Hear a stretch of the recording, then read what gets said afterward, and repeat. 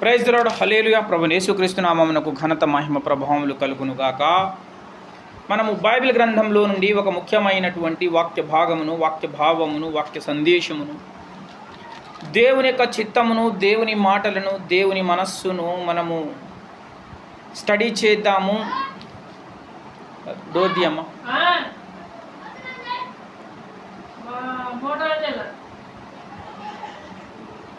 దేవుని యొక్క మాటలను, దేవుని వాక్యమును, వాక్య సారాంశమును మనము స్టడీ చేద్దాము. బైబిల్ గ్రంథంలో నుండి సామెతల గ్రంథం 11వ అధ్యాయం 25వ వచన భాగమును మనము చదువుదాము. హల్లెలూయా. యేసే నామమునకు మహిమ కలుగును గాక. సామెతల గ్రంథం 11:25 మనతో ఇలాగూ చెబుతూ ఉన్నది: ఔదార్యము గలవారు పుష్టి నొందుదురు, నీళ్లు పోయి వారికి నీళ్లు పోయబడును. మరలా చదువుదాము. ఔదార్యము గలవారు పుష్టి నొందుదురు, నీళ్లు పోయి వారికి నీళ్లు పోయబడును. చిన్న మాట ప్రార్థన చేద్దాము. స్తోత్రం ప్రభువా, కృప కలిగిన మా తండ్రి, పరిశుద్ధుడా నైనా మీకు స్తోత్రం చెల్లిస్తూ ఉన్నాం. మీ రక్తము చేత మా మనస్సును కాల్చండి ప్రభువా. సర్వశక్తుడా, సర్వశక్తిమంతుడమైన పరిశుద్ధాత్మదేవ, మా గురువుగా, బోధకుడిగా, నాయకుడిగా మీరు దిగివచ్చి చదవబడిన లేఖన భాగము ద్వారా మీరు మాతో మాట్లాడి మమ్ము దర్శించి మీ రక్తము చేత మా మనస్సులను, ప్రాణాత్మ దేహములను కాల్చి నీ వాక్యముదక స్నానము చేత మమ్మలను పరిశుద్ధపరచి సర్వశక్తిమంతుడమైన పరిశుద్ధాత్మదేవ, మా గురువుగా, బోధకుడిగా, నాయకుడిగా మమ్ము నడిపించమని నువ్వు ఆహ్వానిస్తూ మమ్ము నడిపించమని అనంతుడైన యేసయ్య నామములో ఈ ప్రార్థన మీ పాద సన్నిధిలో సమర్పించాడు వేడుకొంచున్నాము తండ్రి. Amen. Praise the lord. Hallelujah. ప్రభువైన యేసుక్రీస్తు నామమునకు మహిమ కలుగును గాక. బైబిల్ గ్రంథము మనకొక ముఖ్యమైన భావమును, సందేశమును ఈ లేఖనము ద్వారా మనకు చెబుతూ ఉన్నది. బైబిల్ గ్రంథం మనతో ఒక ముఖ్యమైనటువంటి సందేశమును, సత్యమును, సారమును, భావమును మనకు ఈ లేఖనము ద్వారా తెలియజేస్తూ ఉన్నది. ఒక సారాంశము, ఒక భావము అన్నమాట. దేవుడు మనతో చెబుతున్నటువంటి విషయము ఏమిటట? ఔదార్యము గలవారు పుష్టి నొందుదురు, నీళ్లు పోయి వారికి నీళ్లు పోయబడును అని బైబిల్ గ్రంథము ఈ లేఖనము ద్వారా మనతో చెబుతూ ఉన్నది. ఔదార్యము గలవారు పుష్టి నొందుదురు. ఔదార్యము అనగా సహాయము చేసేటువంటి మనస్సు అన్నమాట.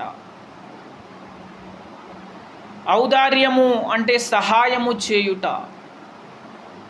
ఏ విధముగా సహాయము చేయుట అంటే నీళ్లు పోసే సహాయము అన్నమాట. నీళ్లు పోయి వారికి నీళ్లు పోయబడును. నీళ్లు పోసే సహాయము, నీళ్లు పోయగలిగిన ఔదార్యం ఉండాలి. యేసు ప్రభువారు అన్నారు, వీరిలో ఒకడు నా శిష్యుడని చన్నీళ్లు పోయేవాడు, గిన్నెడు చన్నీళ్లు పోయేవాడు తన ఫలమును పోగొట్టుకొనడని నిశ్చయముగా నీతో చెప్పుచున్నాను అని ప్రభువారు చెబుతూ ఉన్నారు అన్నమాట. సహాయము చేయాలి. యేసు ప్రభువారి శిష్యులు అని వారికి గిన్నెడు చన్నీళ్లను ఇస్తేనట వారి ఫలమును పోగొట్టుకొనరట. వారికి దేవుడు సహాయము చేస్తాడు అట. యేసు నామములో చేసేటువంటి సహాయము, యేసును బట్టి చేసే సహాయముకు ఫలము, ప్రతిఫలమును దేవుడు ఇస్తానని ఈ లేఖనము ద్వారా తెలియజేస్తూ ఉన్నాడు అన్నమాట. దేవుని బీదలను కటాక్షించువాడు యెహోవాకు అప్పిచ్చువాడు అని లేఖనము చెబుతూ ఉన్నది అన్నమాట. బీద వాళ్ళను కటాక్షించడం, బీద వాళ్లకు సహాయము చేయడం అట దేవునికి అప్పియడం అట. అంటే దేవుడు తిరిగి నీళ్లు పోస్తాడు అన్నమాట. దేవుని నామములో సహాయము చేసేవాడికి దేవుడు మరలా నీళ్లు పోస్తాడు అన్నమాట. బైబిల్ గ్రంథం మనకు ఈ అంశాన్ని గూర్చి విస్తారముగా బోధిస్తూ ఉన్నది అన్నమాట. అనేకమైన చోట్ల భక్తులు నడిచినటువంటి వారి యొక్క ప్రవర్తనా ఫలమును బైబిల్ గ్రంథం మనకు చెబుతూ ఉన్నది. సహాయము చేయాలి, మేలు చేయాలి అనే లేఖనము మనకు తెలియజేస్తూ ఉన్నది అన్నమాట. 10 ఆజ్ఞలలో ఒక ఆజ్ఞ నిన్నువలేని పొరుగువానిని ప్రేమించుము అనేది. ప్రేమ పొరుగువానికి కీడు చెయ్యదు, ప్రేమ పొరుగువాని మేలును కోరుకుంటుంది అన్నమాట.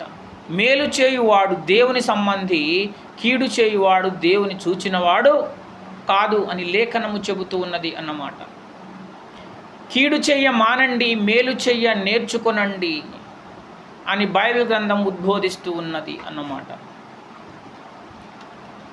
మేలు చేయుట అనగా మంచి చేయుట, మంచి నేర్చుకోవాలన్నమాట. మంచితనము అనేది ఆత్మఫలము.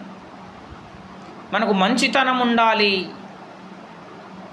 మంచితనము కలిగిన భక్తులు ఎందరో మనకు బైబిల్ గ్రంథంలో తారసపడతారు అన్నమాట. మంచితనము, మేలు చేసేవారు. సౌలును బట్టి మేలు చేయుటకు సౌలు కుటుంబములో ఎవరైనా కలరా అని దావీదు ఆరాధించాడు అట.